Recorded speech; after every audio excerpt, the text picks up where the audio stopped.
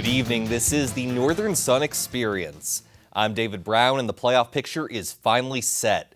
Heading into the final regular season weekend of football, 3 NSIC teams were projected to make the Division II playoffs: Minnesota State, Augustana, and Sioux Falls. And we're going to start this week with USF, a team right on the edge of contention after a blowout loss last weekend at home to MSU. The Cougars needed a solid showing in the season finale at Upper Iowa to solidify their standing, and Luke Papillion and Justin Folks got things started on the right foot. 20-yard touchdown makes it 7-0 coup. Later in the first, USF shows how special it truly is. The special teams block is scooped up by Kyle Athman, who goes 16 yards the other way, and now it's 14-0. You saw an offensive touchdown, a special teams touchdown, so naturally what's next? A defensive touchdown. Solomon St. Pierre with the pick six, 3 touchdowns from 3 phases in the first quarter alone. No doubt about this one, USF hangs 69 on Upper Iowa in a 69-20 victory. Meanwhile, Augustana also needed a win at home versus Concordia St. Paul to maintain its standing in the playoff field. First quarter, Trey Hyde threads it to Charlie Hayes, 17-yard strike, and it's 7-0. 14-7 later in the quarter, Hyde gets some great protection, airs it out deep to Matt Heller, who's got it, 60-yard bomb, 21-7 Augustana. They would break things open in a hurry, just like their intra-city counterparts. Hyde decides to keep it himself in the third, 46 yards to pay dirt. Augustana sees Sioux Falls 69 and raises them another score. They put up 76 in a 76-21 victory. Minnesota State, looking to win at least 10 games for a 4th straight season, hosted Wayne State in their season finale Saturday. Taylor Johnson on the receiving end of this 12-yard touchdown, 7-0 Mavs. Later in the first, Ricky Lloyd on the run. He's going to find Brent Esser from 18 yards out, and it's 14-zip after 1. Second quarter, Lloyd goes to Esser again, who rips it away from the Wildcat defender and goes into the end zone. 21-0 at that point. Minnesota State wins easily, 42-14. So with all 3 projected playoff teams winning their season finales, all 3 do end up making the Division II playoffs. With the new 7-team regional format, only the top seed Northwest Missouri State gets a bye into the second round.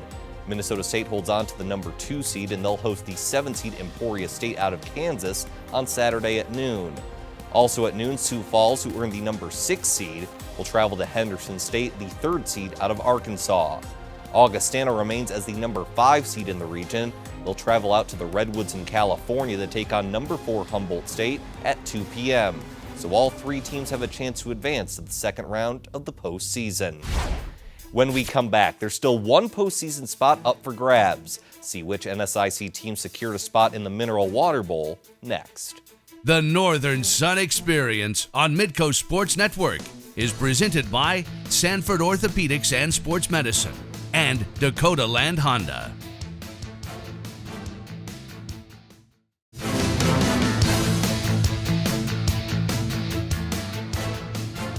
Welcome back to the Northern Sun Experience. While the 3 Division II playoff teams all hail from the NSIC's South Division, the North Division still has plenty of drama. 3 different teams had a chance to claim the North and also potentially grab a spot in the Mineral Water Bowl. We'll start with Minnesota Duluth hosting Minot State, and the Beavers would strike first. How about this catch by Marquise Cooper in the back of the end zone? Great adjustment, 7-0 Minot State. But UMD comes right back with the big fella. Nose tackle and part-time fullback Jonathan Harden with the 2-yard score. Bulldogs take an 8-7 lead. They're down 10-8 in the third when Nate Ricci gets loose, making an S shape on his way to the end zone. A 64-yard touchdown run as Minnesota Duluth retakes the lead. They would hold on to it in style. No one picks up Ricci on the reverse, so Justin Folks throws one of the easiest touchdowns you'll ever see. 59 yards. Minnesota Duluth over Minot State, 36-10. So UMD gets at least a share of the North Division title, and they would share it in a 3-way tie with Bemidji State and Northern State. The Beavers go into Aberdeen and top the Wolves 41-24. Jordan Hine had 363 yards through the air and 3 touchdowns for the Beavers. Minnesota Duluth, Bemidji State, and Northern State all finish with a 6-1 record within the division and thus share the NSIC North title despite different overall records. In other North Division action, MSU Moorhead visited Minnesota Crookston. First quarter, Herman Gray gets the pitch and finds an open highway to exit 6. 51-yard run, and the Dragons take a 7-0 lead. They're up 21-7 late in the second, but the Golden Eagles are clawing back. Constant Jackson with a nice grab in the back of the end zone. That cuts it to 21-14, but that's as close as UMC would get. In the third, Zane Medhog with the one-handed grab on the wheel route, 69 yards to the house. Dragons get above 500 and finish with a 6-5 record after a 59-21 victory over UMC. To North Dakota we go, St. Cloud State taking on UMary in the season finale. Less than a minute into the game, Huskies strike first. Nate Meyer finds Jamison Parsons all alone. He does the rest. 62-yard touchdown, 7-0 St. Cloud State. Marauders even things up later in the quarter. Caleb Buck to Connor Graves, 30-yard touchdown, and we're tied at 7. But it would be all Huskies after that. Meyer finds Parsons again, who splits the Marauders secondary, 49 yards on this score. St. Cloud State also finishes above 500 with a 42-7 win at UMary. And finally, Winona State visited Southwest Minnesota State on Saturday, and we'll start with a little trickery. Devontae Stevens goes 25 yards on the Statue of Liberty play, 7-0 Mustangs. Tied at 7 later in the first, but Andrew McReynolds gets rid of that in a hurry. He weaves his way along the right side and turns on the afterburners. 100-yard kickoff return. That sets a new school record and gives SMSU a 14-7 lead. Second quarter now and more history. Winona State's Carter McCauley nails a 59-yard field goal. That ties an NSIC record to cut the lead to 14-10.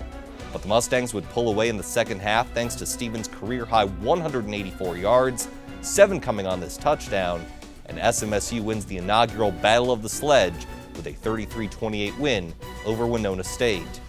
So even though SMSU and Minnesota Duluth both had an 8-3 record, due to a better divisional record, the Bulldogs get an invitation to the Mineral Water Bowl, which they have accepted. They will take on Fort Hays State University on Saturday, December 5th in Excelsior Springs, Missouri. It's UMD's second appearance ever in the game. They last played in 2001. When we come back, 4 NSIC soccer teams kick things off at the NCAA Central Region Tournament. See who advanced when we come back. The Northern Sun Experience on Midco Sports Network is presented by Sanford Orthopedics and Sports Medicine and Dakota Land Honda.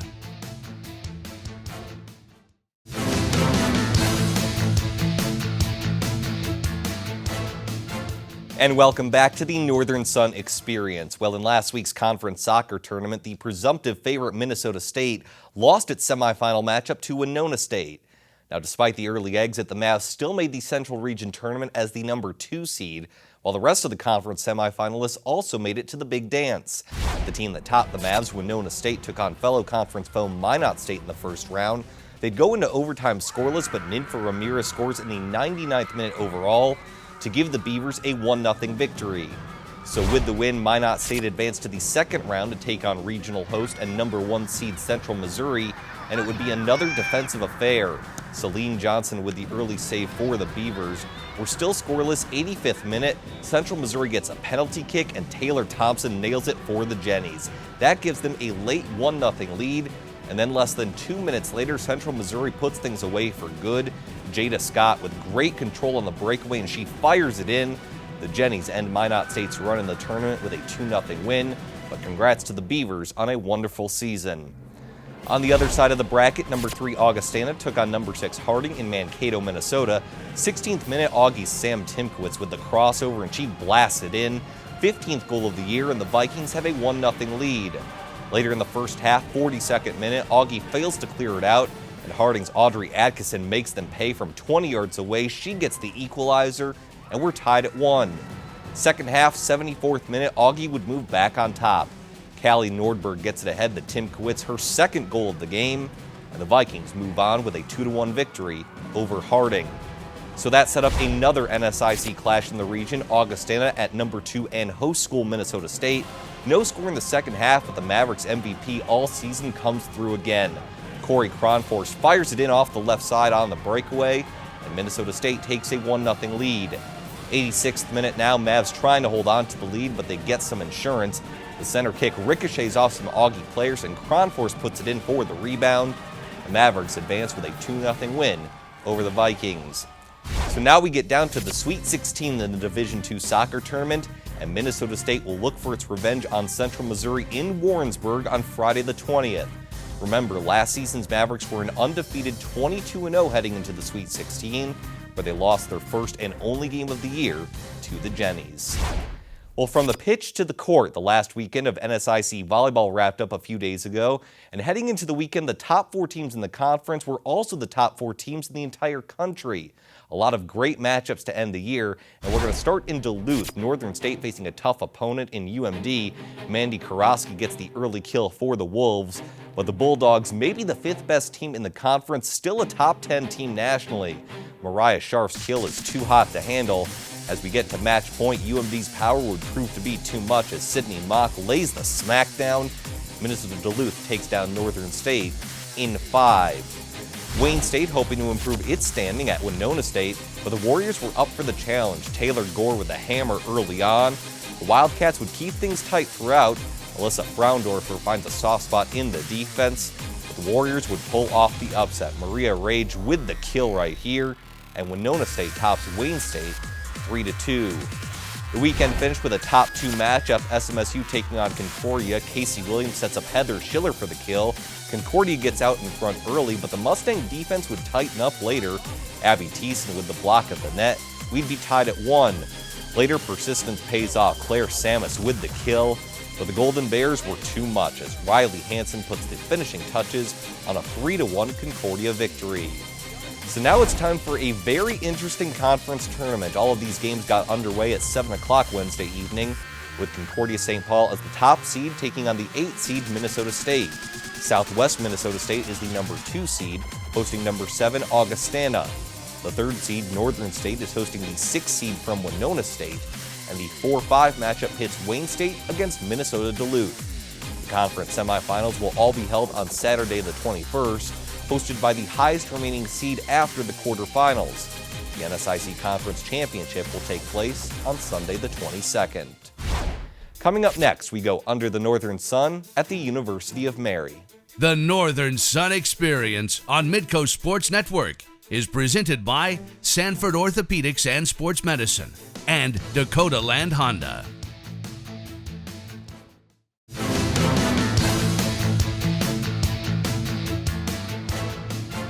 And welcome back to the Northern Sun Experience. It's time to shine the spotlight on one of our member schools with a feature we like to call Under the Northern Sun.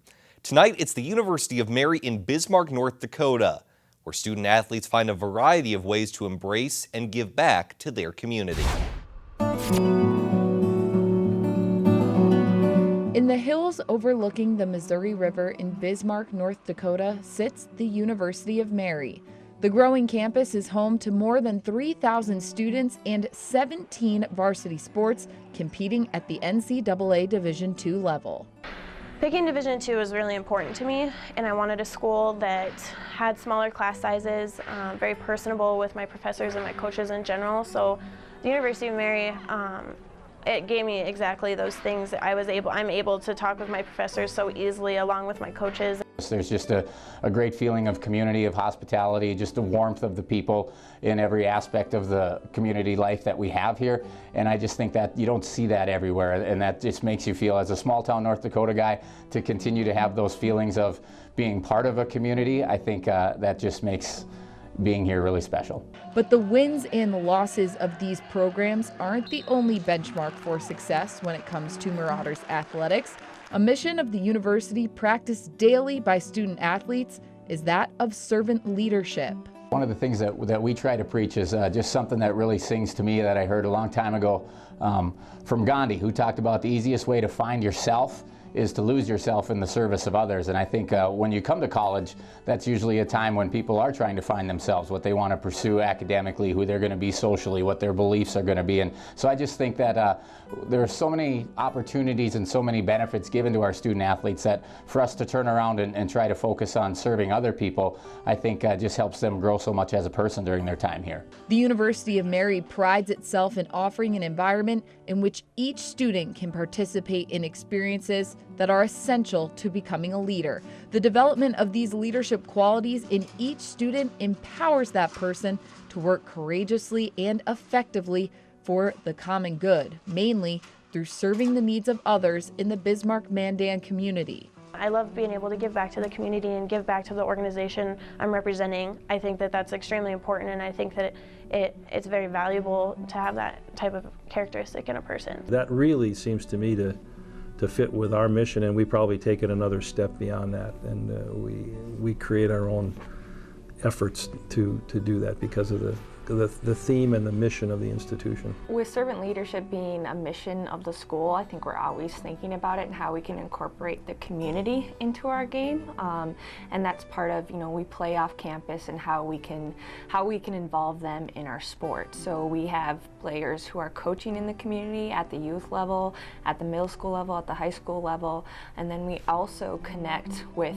other organizations. Student athletes at the University of Mary know they're a part of not just campus life, but the surrounding community, and that's why they strive to give back through servant leadership. The concept and the values of servant leadership have always been present since I've been a student in the mid-90s, but I think there's certainly been an increase in the awareness of it since I've been back as a staff member. It's just seems like it's grown exponentially in not only in just maybe the sheer volume of service that our students are doing, but I think just in the variety of the opportunities. I mean, our students have some great opportunities to go out and just not only in our community, but in the global community to serve others. University of Mary student athletes volunteer with local Special Olympics teams, help with the organization Dreams in Motion, and contribute to the Make-A-Wish Foundation. Each team also raises money for different causes that are important to them, such as breast cancer awareness. So the more that we can connect with them, I think the more special the relationship is amongst, but it also allows the athletes to have that relationship beyond just their university. They're involved in the community, they know, and they have different resources that they can reach out to. I think that's what's really special about this campus. It makes a huge impact on us, including as athletes. We always want to get out into the community and, not just be in our sport during the school year or whatever. We want to all reach out to the community so they can come out and support us during our games and stuff like that. So it's very important, and I don't think I realized how important it was until I came into the University of Mary. The act of giving back to others helps student athletes develop important leadership qualities that help them not only during their time at the university, but well after they graduate. Their work lays the foundation for a successful future. I think you see it in a real practical way. I think that to see student athletes go out into like a day of service where they're working in the community, or you go work with a classroom of kids in town and they want some athletes in there just to read them a book. Special Olympics, helping the special student athletes bowl and stuff. I mean, it just kind of like it's endless, and we actually sit around and try and think of ways for our teams to go and do some things. And I think that becomes such an important piece of their education, that far beyond the wins and losses and all that, it really works out well. It's funny when I look back and look at how much I've grown from my freshman year into my senior year, and I think that I have become a more well-rounded person and athlete, and then on top of that, I think just my confidence level is also, it helps me know that going on after school and after soccer's over, that I'm going to be okay.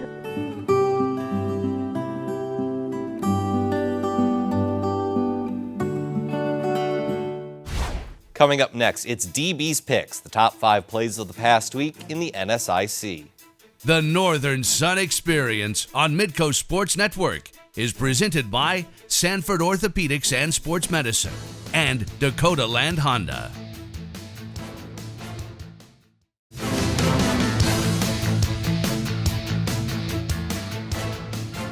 And welcome back to the Northern Sun Experience. It's time for DB's Picks, my top 5 plays or moments of the past week in the NSIC.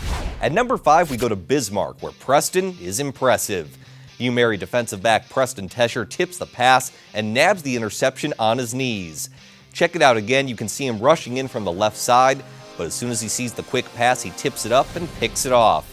UMary didn't have its greatest football season, but senior Preston Tesher ends his individual career with a great individual play at number 5. For number 4, we go to Sioux Falls. Logan Ferrazzo makes the spectacular one-handed grab for the Augustana touchdown. We'll slow it down here. Fantastic adjustment by number 12 to bring in the score from backup quarterback Chase Marzo. The touchdown really didn't make a difference in Augie's 76-21 win, but it made an impact in my top 5 plays of the week landing at number 4. For number 3, we'll go with 2 records set in the Winona State Southwest Minnesota State game. First, SMSU's Andrew McReynolds sets a school record with this 100-yard kickoff return, and subsequently he was named NSIC Special Teams Player of the Week, although the honor could have also gone easily to Winona State's Carter McCauley, who ties a conference record with a 59-yard field goal. A coast-to-coast kickoff return plus this 3 from way downtown check in at number 3. For number 2, we stay in Marshall and salute the Statue of Liberty. Devontae Stevens takes the handoff, rumbles 25 yards for the touchdown. Great fake by quarterback Blake Gimble, and that frees things up for Stevens, who had a career-high 184 yards on the ground, along with 2 touchdowns, the first of which checks in at play number 2. But our top play of the week goes to Minnesota Duluth, who execute one of the cleanest trick plays of the year. Off the reverse, Justin Folks finds a wide-open Nate Ricci, who started the play as the quarterback for the touchdown.